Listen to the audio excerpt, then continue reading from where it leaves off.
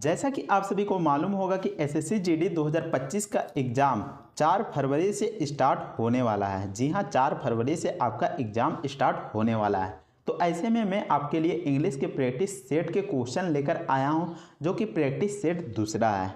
आप चाहे तो प्ले लिस्ट से भी जाकर एसएससी जीडी 2025 का क्वेश्चंस को देख सकते हैं। तो चलिए एक एक क्वेश्चन यहाँ पर इम्पोर्टेंट होने वाला है, तो आप वीडियो को पूरा ज़रूर देखिएगा। तो चलिए वीडियो को शुरू करते हैं। तो पहला क्वेश्चन में आइडियम पूछा गया है। तो सेंटेंस में देख सकते हैं, I can not take up any new assignment as I have my hands full. तो सेंटेंस में कह रहा है कि मैं नया असाइनमेंट नहीं ले सकता हूँ। आखिर क्यों? तो ऐसा इसलिए क्योंकि मेरे हाथ भरे हुए हैं, यानी कि उसके हाथ यहाँ पर खाली नहीं है, उसके हाथ पहले से भरे हुए हैं। तो ऐसे में यहाँ पर कौन सा ऑप्शन हो जाएगा? तो देख सकते हैं ऑप्शंस में एम वेरी रिच, तो इसका मतलब हो गया मैं बहुत अमीर हूँ, तो ये गलत हो जाता है। एम शॉर्ट ऑफ टाइम, मेरे पास समय की कमी है, तो ये भी यहाँ पर गलत हो जाता है। नीड टू सीक हेल्प, मदद लेने की ज़रूरत है, तो ये ऑप्शन भी यहाँ पर गलत हो जाता है। तो ऐसे में ऑप्शन ए बचता है एम वेरी बिजी, यानी कि मैं बहुत व्यस्त हूँ, जिसके कारण मैं यहाँ पर न्यू असाइनमेंट नहीं ले सकता। तो ऑप्शन ए यहाँ पर बिल्कुल सही जवाब हो जाएगा। नेक्स्ट क्वेश्चन में सेंटेंस इंप्रूवमेंट करना है। तो सेंटेंस में देख सकते हैं, since Henry was found guilty in court he never accepted his crime. तो ऐसे में यहाँ पर कौन सा ऑप्शन हो जाएगा सिंस के जगह पर? तो चलिए हम देखते हैं कि कौन सा सूटेबल वर्ड यहाँ पर सेंटेंस में आएगा।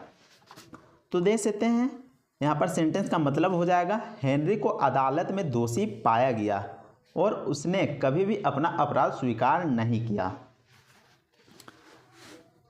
तो वाई को यहाँ पर लगाकर देखते हैं, हेनरी को अदालत में दोषी क्यों पाया गया? उसने कभी अपना अपराध स्वीकार नहीं किया, तो वाई यहाँ पर आ नहीं सकता है। ऑप्शन सी में लिखा हुआ है एटलीस्ट, तो एटलीस्ट का मतलब होता है कम से कम। तो एटलीस्ट को भी लगाकर देखते हैं, कम से कम हेनरी को अदालत में दोषी पाया गया, उसने कभी भी अपना अपराध स्वीकार नहीं किया, तो ये भी यहाँ पर सूटेबल नहीं हो रहा है। और हार्ट का तो यहाँ पर मीनिंग ही नहीं निकलता है, तो यहाँ पर ऑप्शन बी बचता है वेनेवर। वेनेवर का मतलब होता है जब भी, तो वेनेवर को भी लगाकर देख लेते हैं, जब भी हेनरी को अदालत में दोषी पाया गया, उसने कभी भी अपना अपराध स्वीकार नहीं किया।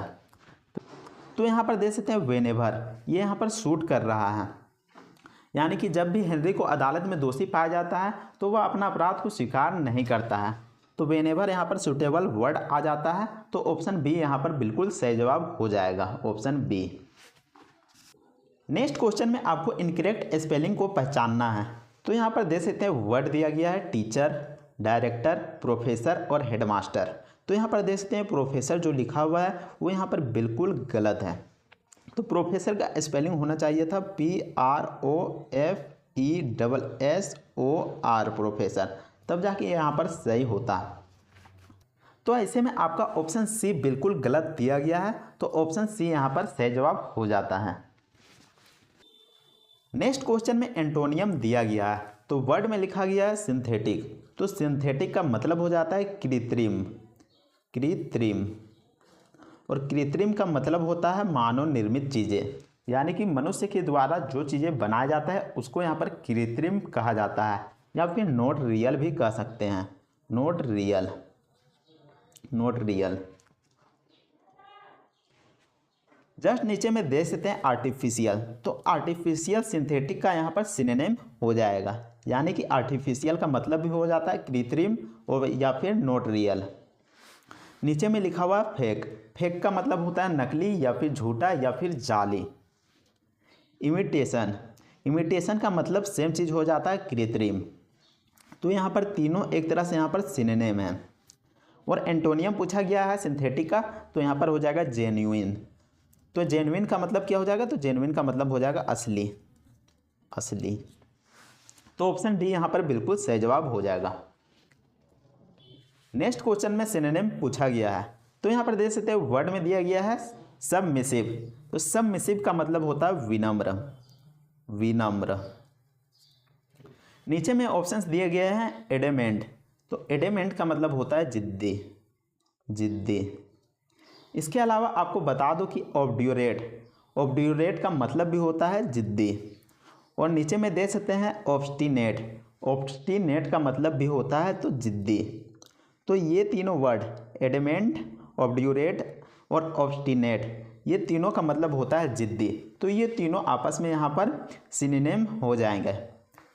तो यहाँ पर देख सकते हैं ऑप्शन सी में ओबीडेंट लिखा हुआ है। तो ओबीडेंट का मतलब होता है आज्ञाकारी। तो सबमिसिव का मतलब हो जाता है विनम्र, और हम किसी को विनम्र भाव से किसी को बोलेंगे तो वो हमारा आज्ञा को मान लेगा, हमारी कही हुई बातें को मान लेगा। तो ऐसे में सबमिसिव का यहाँ पर सिनोनिम ओबीडेंट हो जाता है। ऑप्शन सी यहाँ पर बिल्कुल सही जवाब हो जाता है। नेक्स्ट क्वेश्चन में एंटोनियम पूछा गया है। तो यहाँ पर सेंटेंस दिया गया है और सेंटेंस में वर्ड दिया गया है डिस्पेयर। तो डिस्पेयर का मतलब क्या होता है? तो डिस्पेयर का मतलब होता है निराशा। एक बार सेंटेंस को भी पढ़ लेते हैं। There 4th year without rain drop many farmers to despair, यानी कि चौथे साल भी बारिश ना होने के कारण किसान निराश हो गए। तो डिस्पेयर मतलब निराशा होता है। तो इसका एंटोनियम क्या हो जाएगा, इसका उल्टा क्या हो जाएगा? तो यहाँ पर देख सकते हैं रिजल्ट का मतलब हो जाता है परिणाम। तो यहाँ पर परिणाम हो नहीं सकता है। नीचे में देख सकते हैं होपलेस का मतलब हो जाता है निराशाजनक।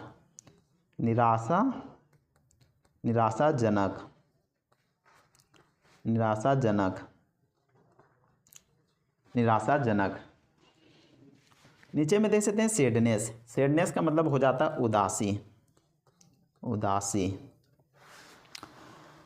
तो ऐसे में यहाँ पर कौन सा ऑप्शन हो जाएगा? निराशा, यानी कि अब मनुष्य के पास यहाँ पर आशा बचा नहीं है। ऐसे में यहाँ पर बी ऑप्शन हो जाएगा होप, यानी कि उनमें आशा बचा हुआ है। नेक्स्ट क्वेश्चन में वन वर्ड सब्स्टिट्यूशन का क्वेश्चन पूछा गया है। तो सेंटेंस में देख सकते हैं a doctor who specializes in x-rays and other kind of radiations. तो इस सेंटेंस का मतलब हो गया कि एक डॉक्टर जो एक्सरे और अन्य प्रकार के विकिरण में विशेषज्ञ है। तो ऑप्शन में देख सकते हैं कार्डियोलॉजिस्ट। तो कार्डियोलॉजिस्ट का मतलब हो जाता है हृदय रोग विशेषज्ञ। यूरोलॉजिस्ट, तो यूरोलॉजिस्ट का मतलब हो जाएगा मूत्र रोग विशेषज्ञ। फिर नीचे में देख सकते हैं नेफ्रोलॉजिस्ट। तो नेफ्रोलॉजिस्ट का मतलब हो जाएगा किडनी रोग विशेषज्ञ। तो ऐसे में जो एक्सरे और विकिरण का जो रेडिएशंस का जो विशेषज्ञ होता है उसको यहाँ पर रेडियोलॉजिस्ट कहते हैं। तो ऑप्शन सी यहाँ पर बिल्कुल सही जवाब हो जाएगा। नेक्स्ट क्वेश्चन में आपको पता करना है कि सेंटेंस में कौन सा वर्ड यहाँ पर गलती दिया गया है। तो यहाँ पर देख सकते हैं ऑप्शंस में इमीडिएटली, ट्रस्टेड, इंसिडेंट और ब्लाइंग लिखा हुआ है। तो यहाँ पर ध्यान से देखने के बाद आपको पता चलेगा कि जो ट्रस्टेड लिखा हुआ है वो यहाँ पर बिल्कुल सही है, इंसिडेंट भी यहाँ पर बिल्कुल सही है और ब्लाइंग भी यहाँ पर बिल्कुल सही है। तो यहाँ पर देख सकते हैं गलती क्या है। तो गलती जो है वहाँ पर इमीडिएटली, तो इमीडिएटली जो वर्ड लिखा गया है वो यहाँ पर बिल्कुल गलती है। तो ऐसे में जो इमीडिएटली कौन सा वर्ड सही होगा? तो इमीडिएटली ये बिल्कुल यहाँ पर सही होगा। तो ऑप्शन ए यहाँ पर बिल्कुल सही जवाब हो जाएगा। नेक्स्ट क्वेश्चन में सेंटेंस इंप्रूवमेंट का सवाल पूछा गया है। तो सेंटेंस में दिया गया है Radha has found date she is neither willing और केपेबल। तो ऐसे में यहाँ पर कौन सा ऑप्शन सही हो जाएगा? आखिर कौन से सेंटेंस में इंप्रूवमेंट करने की ज़रूरत है? तो आपकी जानकारी के लिए बता दें कि नाइदर के साथ हमेशा नोर लगता है, NOR नोर। इसके अलावा अगर आइदर वर्ड आता है तो इसके साथ हमेशा और लगता है। तो यहाँ पर नाइदर लिखा गया तो यहाँ पर नोट लगेगा। तो यहाँ पर देख सकते हैं she is neither willing NOR capable. तो ये ऑप्शन बिल्कुल यहाँ पर सही जवाब हो जाएगा, क्योंकि यहाँ पर देख सकते हैं प्रेजेंट में बात किया जा रहा है। नेक्स्ट क्वेश्चन में आइडियम पूछा गया है। तो सेंटेंस में दिया गया है कट टू द चेस। तो इसका मतलब क्या हो जाता है? तो इसका मतलब हो जाता है फालतू के टाइम वेस्ट ना करके डायरेक्ट मुद्दे पर आना। तो ऐसे में यहाँ पर कौन सा ऑप्शन हो जाएगा? तो option A, to start asking about the important aspect of something, यानी कि इसका मतलब हो जाएगा किसी चीज़ के महत्वपूर्ण पहलू के बारे में पूछना या फिर शुरू करना। तो ऑप्शन ए यहाँ पर बिल्कुल सही जवाब हो जाएगा। नेक्स्ट क्वेश्चन में सेंटेंस इंप्रूवमेंट करना है। तो सेंटेंस में दिया गया है the movie is so said the ending always max me blowing. तो ब्लोइंग का मतलब यहाँ पर क्या होता है? तो ब्लोइंग का मतलब होता है चिल्लाना, चिल्लाना या फिर चीखना। तो ऐसे में यहाँ पर देख सकते हैं किस सेंटेंस में यहाँ पर इम्प्रूवमेंट की ज़रूरत है। तो ऑप्शंस दिए गए हैं, देख सकते हैं यहाँ पर। तो यहाँ पर ध्यान से देखने के बाद आपको मालूम चलता है कि यह सेंटेंस प्रेजेंट में चल रहा है। तो ऐसे में देख सकते हैं ऑप्शन ए जो कि यहाँ पर पास्ट में दिया गया है, बोल्ड लिखा गया है, तो ये यहाँ पर नहीं हो सकता है। नो इम्प्रूवमेंट का तो यहाँ पर सवाल ही नहीं उठता है। नीचे में देख सकते हैं मेड मी बोल, तो ये भी यहाँ पर पास्ट में दिया गया है। तो बचता क्या है? तो ऑप्शन सी यहाँ पर बचता है मेक्स मी बोल।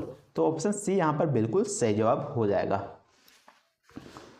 उम्मीद करते हैं कि आपको यह वीडियो पसंद आया होगा। अगर वीडियो पसंद आता है तो वीडियो को लाइक ज़रूर कीजिएगा। इसके अलावा चैनल को भी सब्सक्राइब कर लीजिएगा। मिलते हैं नेक्स्ट वीडियो में, तब तक के लिए जय हिंद, वंदे मातरम।